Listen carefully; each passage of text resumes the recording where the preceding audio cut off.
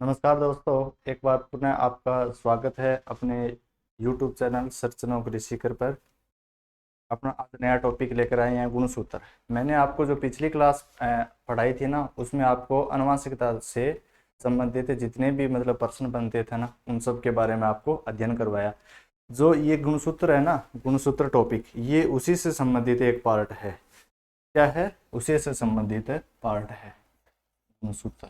आज का जो टॉपिक होगा ना, वो होगा गुणसूत्र। ठीक है। ये गुणसूत्र होते क्या है?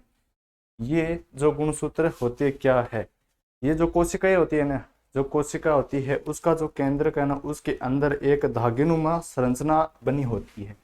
मतलब ये कोई कोशिका है, ठीक है, इसके अंदर ये क्या है? केंद्रक हो गया। ठीक है, ये क्या हो गया? कोशिका का केंद्रक। ये तो हो गया केंद्रक, दिख रहा है ना। यहाँ से बहुत ही महत्वपूर्ण प्रश्न बनते हैं। ये हो गया केंद्रक, ठीक है। यहाँ इसके अंदर कुछ क्या होता है? लिक्विड भरा होता है। क्या होता है? लिक्विड पदार्थ भरे होते हैं। ये जो अस आकार की संरचना दिखाई दे रही है ना, अस आकार की, ये बोलते हैं, ये होते हैं धागेनुमा। धागेनुमा, इसको बोलते हैं क्रोमेटीन। क्रोमेटीन धागे, क्या बोलते हैं? क्रोमेटीन धागे। ठीक है ना। तो गुणसूत्र क्या है कि कोशिका के केंद्र में पाया जाने वाला क्रोमेटीन धागे की संरचना है, वही क्या है? गुणसूत्र है। मतलब जो आनुवंशिकता होती है ना, आनुवंशिकता क्या बताई मैंने आपको? पीढ़ी दर पीढ़ी है ना, लक्षणों का लगातार क्या है?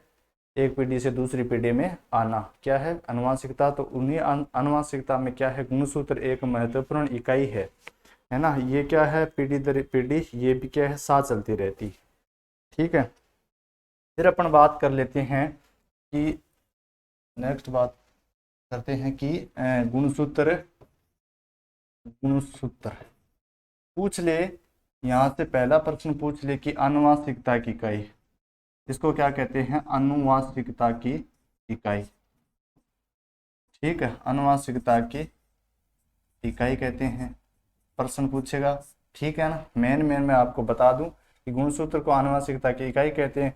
अगर पूछ ले कि आनुवंशिकता की सबसे सूक्ष्म इकाई, आनुवंशिकता की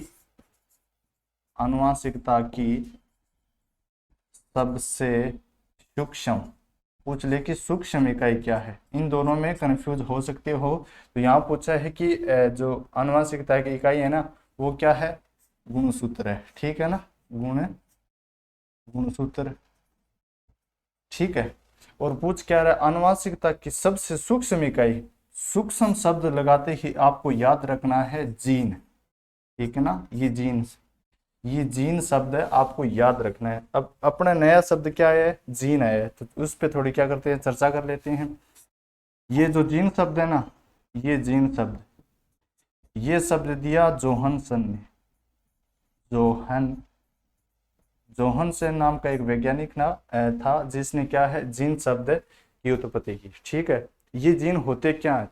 ये जो मैंने आपको बताया गुणसूत्र होते हैं ना, गुणसूत्र के ऊपर एक रेखीय क्रम में ये क्या है? लगातार उपस्थित, मतलब प्रेजेंट रहती है उसके ऊपर।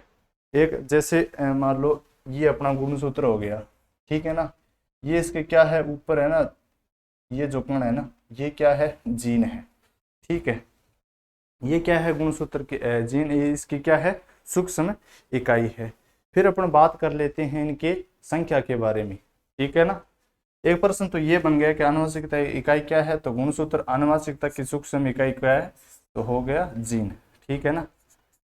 ठीक है। फिर अपन एक प्रश्न बन सकता है कि अब इनकी संख्या की बात कर ले, पूछ ले की संख्या। ठीक है। तो बात कर लेते हैं अपन पहले जंतुओं में। जंतुओं में इनकी संख्या, मतलब गुणसूत्रों की संख्या, गुणसूत्र की संख्या सबसे अधिक, मतलब बात कर रहे हैं किसकी? गुणसूत्रों की। गुणसूत्रों में पूछ क्या रहा है कि जंतुओं में गुणसूत्रों की संख्या कितनी होती है, या ऐसा कौन सा प्राणी है जिनमें से मतलब सबसे अधिक क्या होते हैं? गुणसूत्र होते हैं। तो इसका जीव है ना, इसका नाम है रेडियोलेरिन। रेडियोलेरिन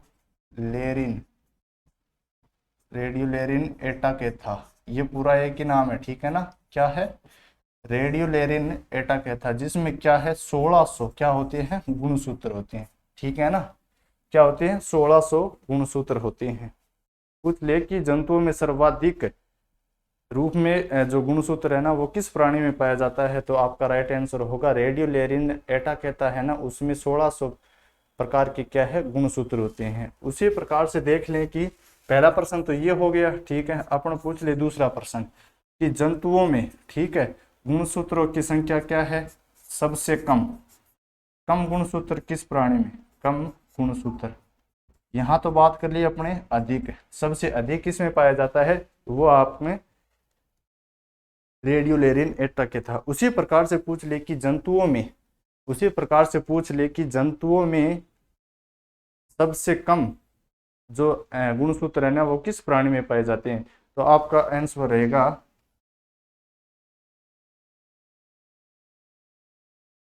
एस्केरिस। बात किसकी कर रहा है, याद रखना कि पूछ रहा है कि जंतुओं में गुणसूत्र की संख्या किस में निम्न होती है या कम होती है, तो आपका राइट आंसर क्या होगा, एस्केरिस है मेगलेसफिला, मेगले या मेगलेसफिला या सिफेला, या इसका नाम है ना मेगलेसफिला, इसका नाम दे देता है मेगासफिला। ठीक है ना, मेगासफिला।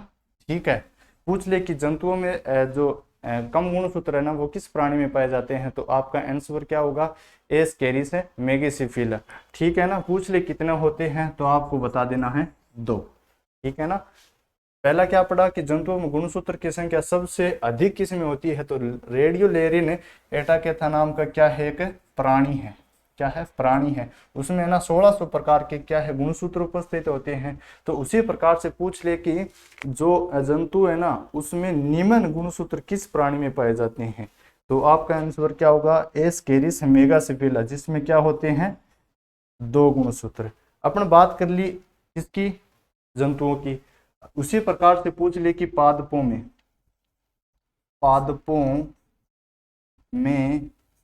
सर्वाधिक,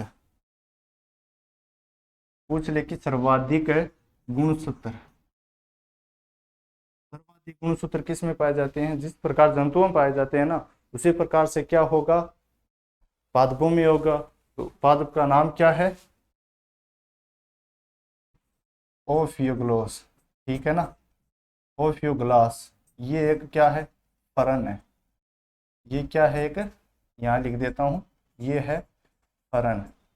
ठीक है ना, कि पादपों में जिस प्रकार जंतुओं में भी क्या है गुणसूत्र उपस्थित होते हैं ना उसी प्रकार क्या है पादपों में गुणसूत्र होते हैं। तो पूछ ले कि पादपों में सर्वाधिक गुणसूत्र किस में पाया जाता है, तो ओफियोग्लोस क्या है एक जो फर्न है। ठीक है ना, ओफियोग्लोस नाम का एक फर्न है जिसमें कितने होते हैं 1240। याद रखना है भाई, क्या है कि पादपों में सर्वाधिक गुणसूत्र किस में होता है, तो पहली बात याद रखना ओफियोग्लोस ये क्या है या ग्लास। ठीक है ना, ये एक फरन है।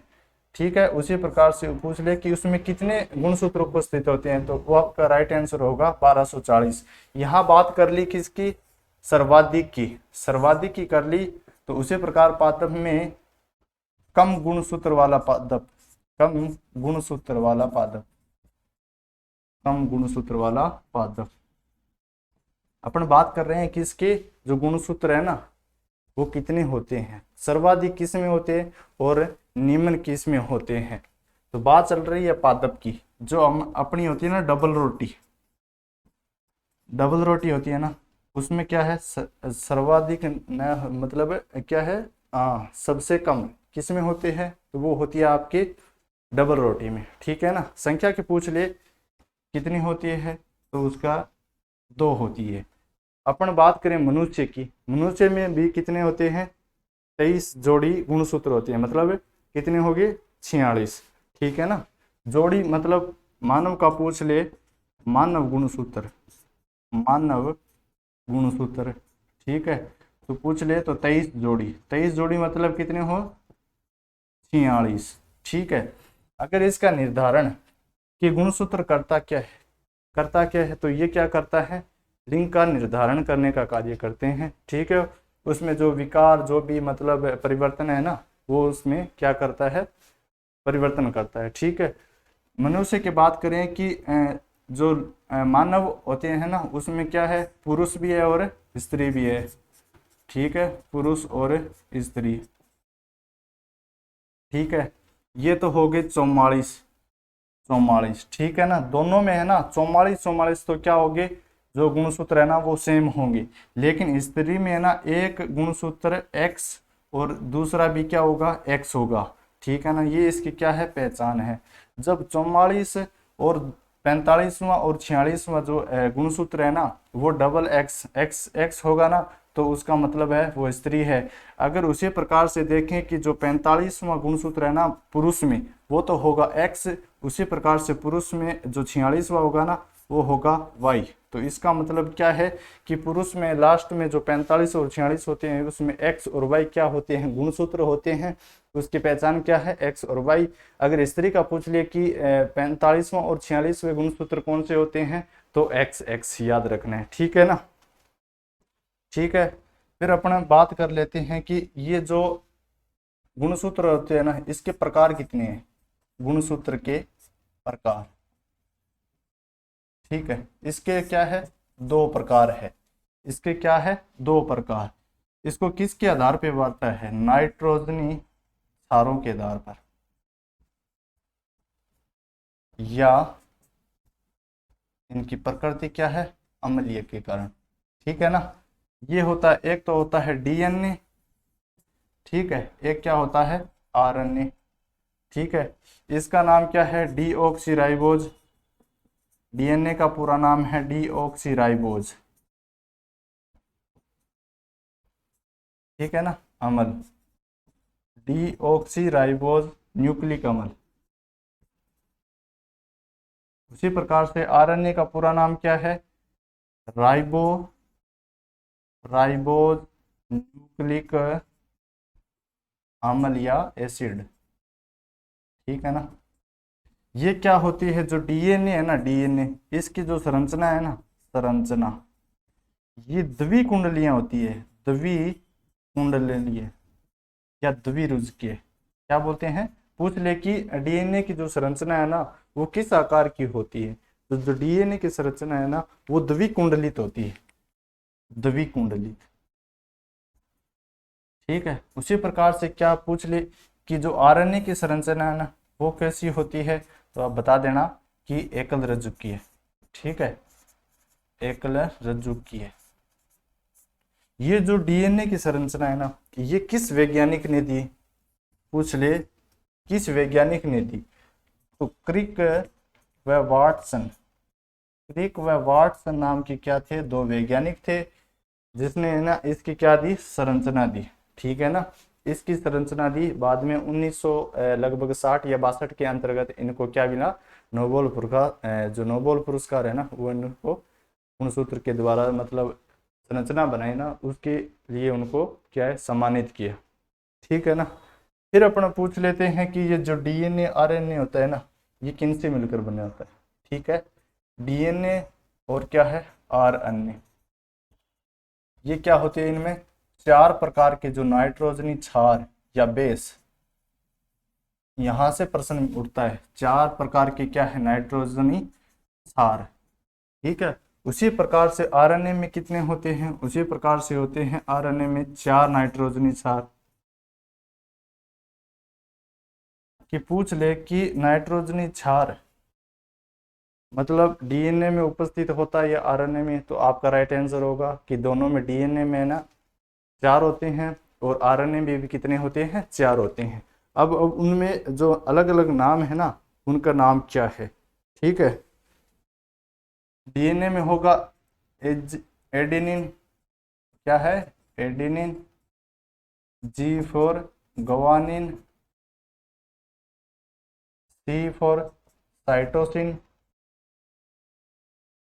Cytosine, T for thymine, thymine. ठीक है, उसी प्रकार से क्या है, आरएनए में देखो, आरएनए में एडेनिन, उसी प्रकार से जी फॉर ग्वानिन, क्या है, दोनों में क्या है, याद रखना कि एडोनिन गुआनिन, इसमें भी क्या है एडोनिन गुआनी, इसमें क्या है साइटोसिन और क्या है थाइमिन। अगर इनमें से आप थोड़ा सा इनको गौर से देखना, क्या है कि इसके अंदर है ना, अंदर सी की जगह क्या होता है इसमें यूरेसिल, ठीक है ना, इसमें यूरेसिल होता है। साइट्रोजनी जो नाइट्रोजनी क्या है क्षार है ना, उसमें क्या मुख्य आरएनए में कौन सा होता है, तो वो होगा यूरेसिल, ठीक है ना।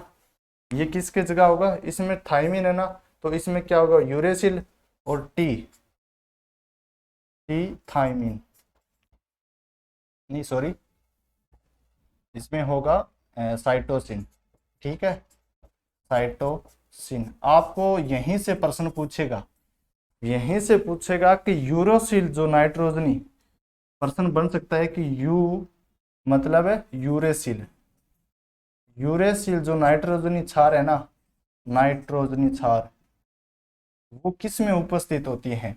आपको ऑप्शन मिलेगा आरएनए, डीएनए, तो आपका ऑप्शन क्या रहेगा यूरेसिल, किस में बताई मैंने आपको, राइट आंसर होगा आरएनए, ठीक है ना, आरएनए।